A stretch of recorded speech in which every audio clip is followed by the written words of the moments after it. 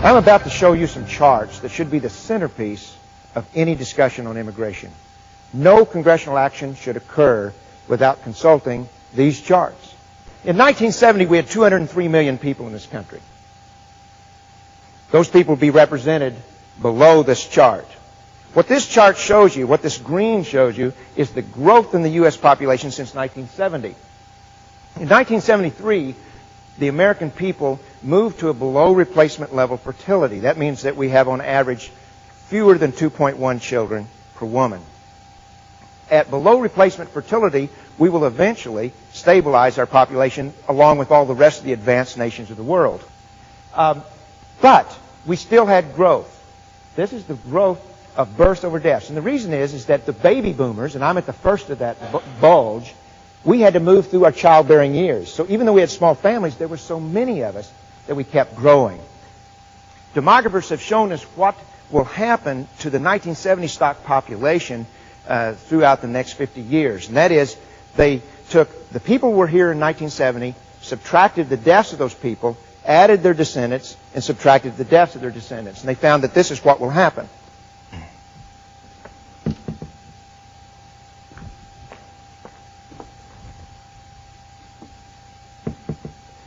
Now, as you can see, the population by right now is very slowly growing. In the next 5 years, it's going to stop growing. It'll grow a little bit more with the baby boom echo.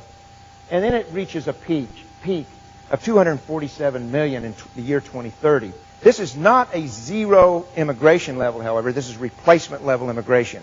That is, replacement level fertility is when you have the same number of people being born as are dying each year. Replacement level immigration is when you have the same number of people coming in as leave each year. Right now, about 200,000 Americans leave the country permanently each year. This is what the Census Bureau tells us actually happened in the last 20, 25 years. Now, as you can see, our population growth has doubled over what it otherwise would have. This red represents every immigrant who came since 1970, plus their descendants, minus the deaths of both groups. There's been as much population growth from immigration as from the natural growth from the 1970 stock population. Now, that has meant that we've had to double all of the additional infrastructure expenditures we've had in this country. We've had to build twice as many schools, twice as many sewage treatment plants. We've had to build twice as many roads and streets. All of the needs of this country the additional needs of this country have doubled because of this radical new immigration policy of the United States government. In California, the State Department of Education has found that they have to build an entire elementary school every single day of the year, a new school every single day of the year, in perpetuity, as long as the current immigration continues at this level, just to keep up with the children being added by immigration. So what does Congress have in store for us right now? Well, the U.S. Census Bureau tells us that if Congress does not lower the level of immigration that we have right now, we'll be looking at a future that looks like this.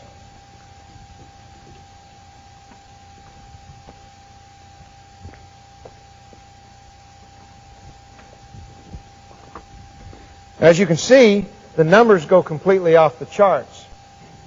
The Census Bureau tells us that this will be our future if immigration continues at today's rates.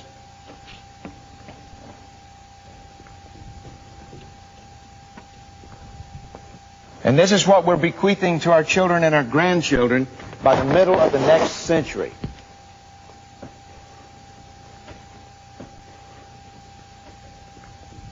This is not conjecture. This is not subjective.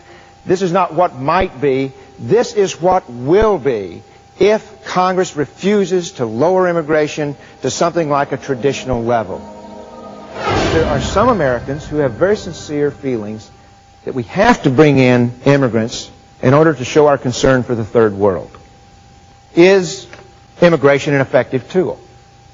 In this illustration, I use this gumball as representing about 1 million people. Now, 1 million people is about what we take in a year in immigrants. This is not a small number because, remember, this one gumball worth of immigration is driving every bit of this red.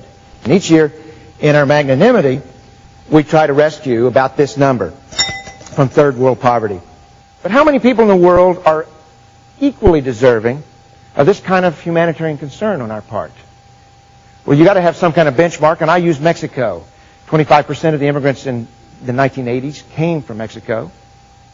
Depending on the value of the peso at the time, the average Mexican makes about 1/10 the amount of money that the average American makes. That's poor. I would say that's deserving of our compassion. But how in the world are more impoverished than the average Mexican? And the answer is 4,600 million people. 4.6 billion people in the world are more impoverished than the average Mexican. If immigration is a policy to help the people of the third world, I want you to watch very closely. Don't miss this, because I want you to watch to see how much the third world changes each year when we take the million people out of it. You see, there can never be any hope for the people in the third world except here where they live. Most of these people, 99 point whatever percent of these people can never leave. They're stuck where they are. They have to bloom where they're planted. If we care about these people, we have to figure out ways to help them here. Because we can do this kind of thing forever, but we won't make any difference in the world. There are many ways that Americans can help third world nations, but immigration is not one of them. And let's look at another issue here. That's the issue of the safety valve. Since the 1950s, people have been talking about how the United States has to take the overpopulation of Latin American countries lest those countries blow up. Can that work? Well, no, it can't. Let me show you why. The fact is that last year we took about 1 million people. But last year the third world added births over deaths, another 80 million people into the impoverished persons of the world. And this year we'll take 1 million people. And this year the third world will add more than 80 million more people.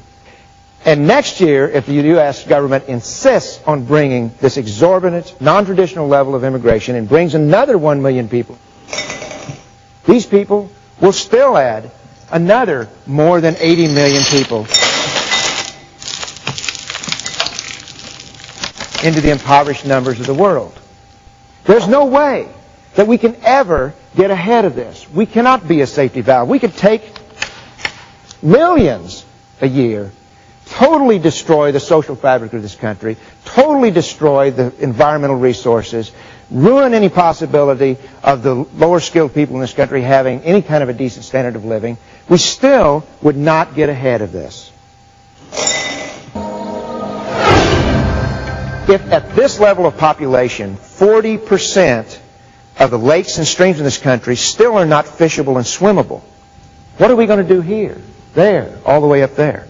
If Americans are beginning to fight over the opportunity to be in parks, on beaches, the national parks are being loved to death at this population in the country, what happens up here?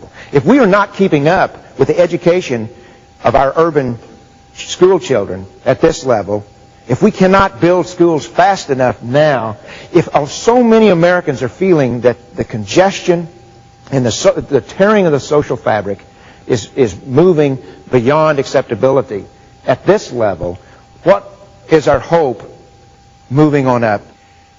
Now, you may live in a community that's little affected by immigration, but believe me, if this growth happens, there isn't a community in America that is assured of escaping the ravages that's now hitting California.